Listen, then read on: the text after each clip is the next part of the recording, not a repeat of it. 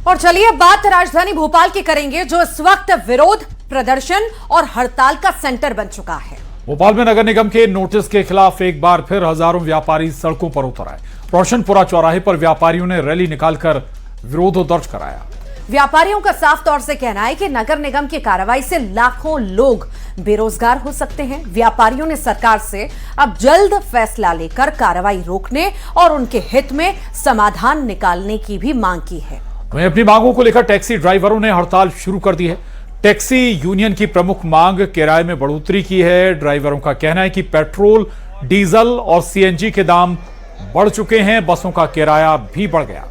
Union ने चेतावनी दी है कि मांगे नहीं मानी गई तो हड़ताल अनिश्चितकालीन की जा सकती है। सहायक ग्रेड 3 के कर्मचारियों ने अपनी 5 मांगों को लेकर मंत्रालय के पास प्रदर्शन किया। कर्मचारियों की प्रमुख मांग है सीपीसीटी की अनिवार्यता खत्म की जाए।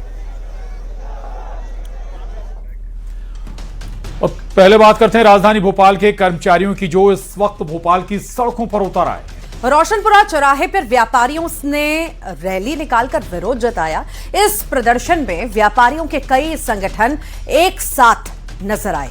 दरअसल सुप्रीम कोर्ट के निर्देश के बाद नगर निगम रिहायशी इलाकों में चल रही व्यावसायिक गतिविधियों को लेकर व्यापारियों को नोटिस जारी कर रहा है। व्यापारियों का कहना है कि नगर निगम की कार्रवाई से लाखों लोग बेरोजगार हो सकते हैं। व्यापारियों ने सरकार से जल्द फैसला लेकर कार्रवाई और उनके हित में समाधान निकालने की मांग की है।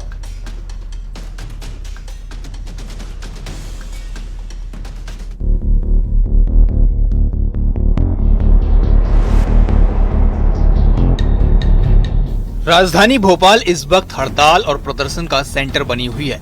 व्यापारी नगर निगम के खिलाफ प्रदर्शन कर रहे हैं। टैक्सी ड्राइवर अपनी मांगों को लेकर हड़ताल पर हैं, तो कर्मचारी भी अपनी मांगों को लेकर विरोध जता रहे हैं। यानी राजधानी हड़ताल, प्रदर्शन और विरोध का सेंटर बनी हुई है।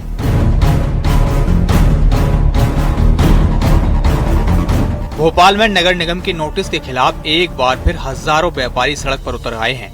रोशनपुरा चौराहे पर व्यापारियों ने रैली निकालकर विरोध जताया। इस प्रदर्शन में व्यापारियों के कई संगठन एक साथ नजर आए।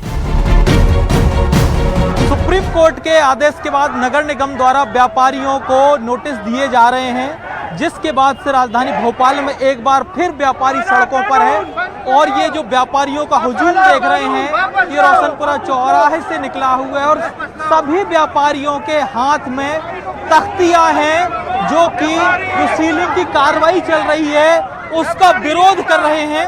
उनका साफ तौर पर कहना है कि अगर भोपाल में व्यापार धंधा बंद हो जाएगा तो इससे हजार व्यापारी तो प्रभावित होंगे ही, लाखों जो रोजगार से लगे हुए हैं वो भी बेरोजगार हो जाएंगे।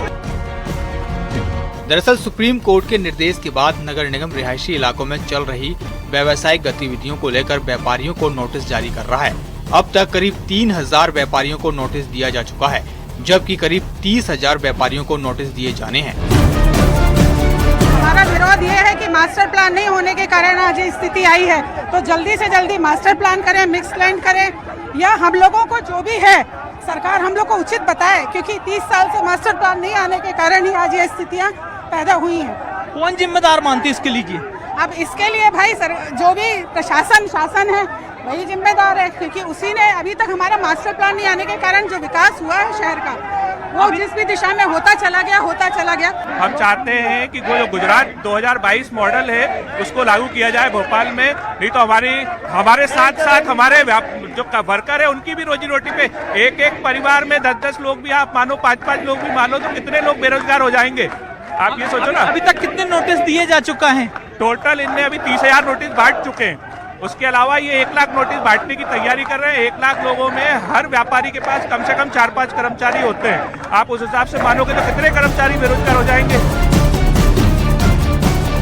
व्यापारियों का कहना है कि नगर निगम की कार्रवाई से लाखों लोग बेरोजगार हो सकते हैं। व्यापारियों ने सरकार से जल्द फैसला लेकर कार्रवाई रोकने और उनके हित में समाधान निकालने की मांग की है।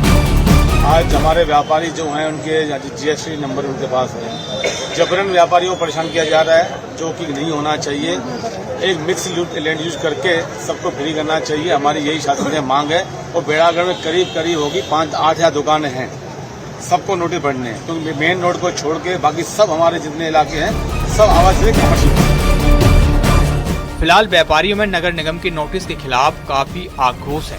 व्यापारियों ने साफ कर दिया है कि नगर निगम को मास्टर प्लान तैयार करना चाहिए और व्यापारियों के हितों का ध्यान रखना चाहिए। भोपाल से शिवकांत आचार्य की रिपोर्ट, न्यूज़ 18। तो वहीं व्यापारियों के प्रदर्शन पर सियासत भी गर्मा गई है। कांग्रेस ने सरकार की कार्य प्रणाली पर सवाल खड़े किए। कांग्रेस ने आरोप लगाया कि ये सिर्फ टेलीविजन की सरकार है, इनके पास कोई विजन नहीं है। उन्होंने कहा कि किसान, कर्मचारी, टैक्सी ड्राइवर, छात्र और व्यापारी सभी सड़क पर। साथ ही आरोप लगाया कि गांधीवादी तरीके से होने वाले आंदोलनों पर भी लाठियां चलाई जाती हैं।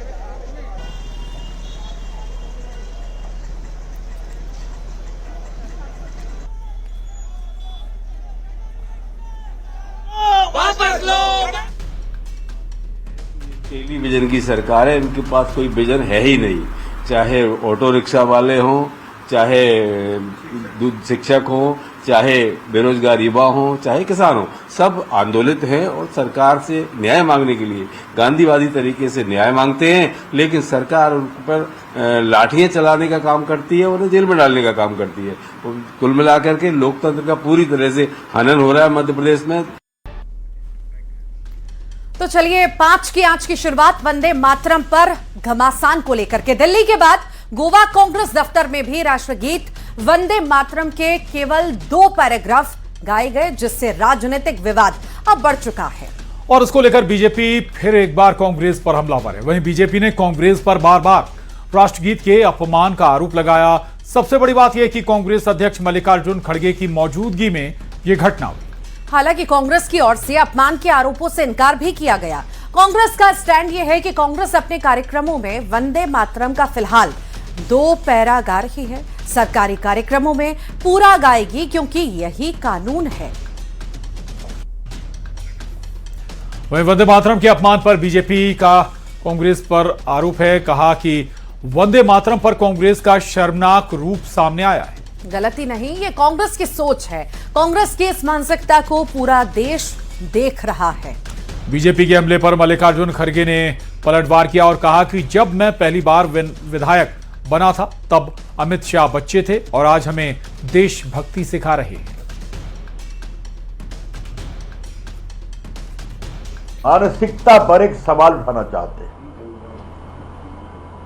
कांग्रेस अगर इस तरह की हरकत करती है तो कृपा कर करके वो भारत की आजादी आंदोलन का एकमात्र ठेका लेने का अपना दम बंद कर दे। If this is what the Congress party is doing to the great national song Vande Mataram, you better stop claiming monopoly as the custodian of freedom. जो महात्मा गांधी जी वंदे मातरम गाते वही मैं गया, जो जवाहरलाल नेहरू गए थे वही गा। अब तक 18 साल तक उन्होंने जो गाया एज ए उनकी सेंट्रल गवर्नमेंट, वाजपेयी ने जो गाया वही गाया मैं, और 12 साल तक इन्होंने चीफ मिनिस्टर होकर अब तक जो गाया वही वंदे मातरम गाया। अगर ये गुनाह है तो उन्होंने 18 साल से गुनाह कर रहे हैं। अगर यही गुनाह है तो गांधी जी के ऊपर केस डालो।